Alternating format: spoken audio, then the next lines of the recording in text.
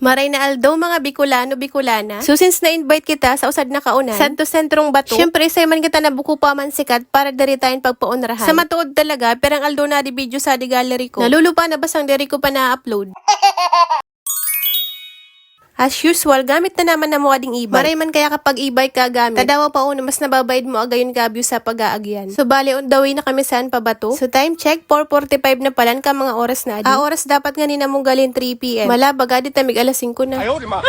Makasupog lugod ko manager. Pag nagpapabato palan kami, pero min namong naagyan na ding mini New Zealand. Sulas na labos ko sa sad to vlog ko. Mga darawa or tulong tawo ko lang nababayad na nagtatambay sa adi. Mala na bagang 1 times sa ago perming tournament.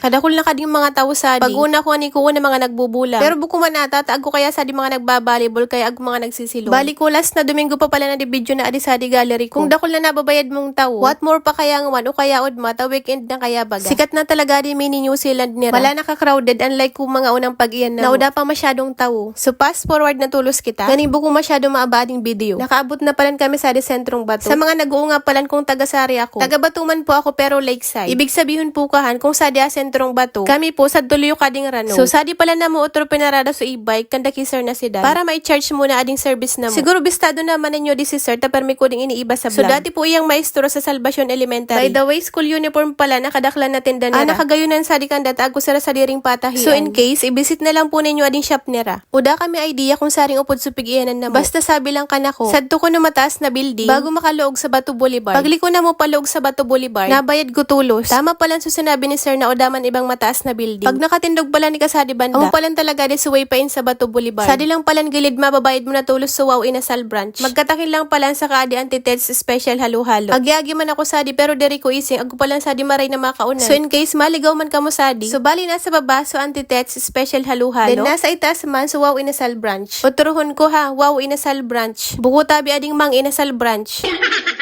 Pakarayon tabi pag irong. Agko kaya ka na ko nag-PM, sari ko na sa branch ko Mang Inasal sa di Bato. Kalma sana muna tayo message ko pa sa manager sa Mang Inasal, Charis. Bali naglog na palan kami sahan. So mo di pinaka-entrance. Tapos pagliko ninyo sa di puro na agran pataas. Napansin ko sa di ta parang normal lang na baloy ding itsura. Nagluway-luway sa nang ako pagpanik. Tamala kayang alas ka di sandal na nagamit ko. Pagpanik ko nga di sa di second floor, nakasabatan ko na si Sir Di Bilia. Nagmuya na ta kasimple lang ni Sir Di halatang manager. So sa di na pala ako ka third floor. Kanamoy ako tulos sa pagpanik ko. Tamalang gayon palang talaga kabyo sa di. Malaka press ko sa kalang agno ka angin sa di. Tapos kabayad mo pa kabyo sa rano. Then kung gusto man ninyo mag-churro chill magkanta, pwede man tago pa sa delivery video, okay? Mababayad mo pati sa Maray sa di sunset. Di lang gad talaga na muna abutan taon ng oras na kayo. Para sa mga migkaon, ako palang sa di lababo sa di gilid. Para in case gusto magugas sa kamot. Lulaon talaga ako pag abot sa alangkaw na lugar. Kaya man grabe ka ba ko na nagpapanik sa di agran. Kubog-kubog na di tuhod kong nagpapanik.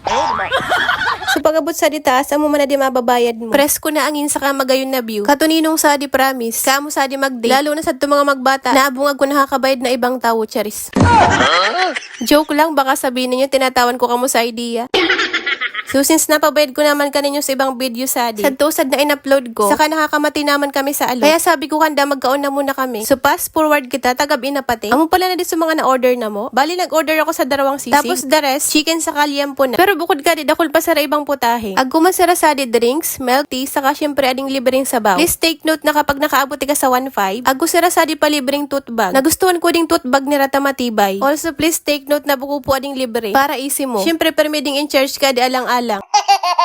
Pero tinawon man ako sa discount ni Sir plus so tote bag. So thank you so much po sir sa pa-discount. Arog talaga kan pag business. Business is business. Uda po saan libre, siguro discount pwede pa. Pero agkukusad na i-share ka ninyong sekreto na ina-apply ko sa buhay ko. Once biniliwan mo kuno asintabo na magaan sa buot mo, mas magaan man kuno balik ka blessings kanimo. Pero syempre, in a way na diri ka maabuso. By the way, bago ko palan malingawan, open palan sila sa from 2 p.m. hanggang 11 p.m. sa gabi. Tapos close sila every Wednesday. Kung about man sa lasa ko pagkaon, tama na siguro ding ebidensya para masabing masiram talaga.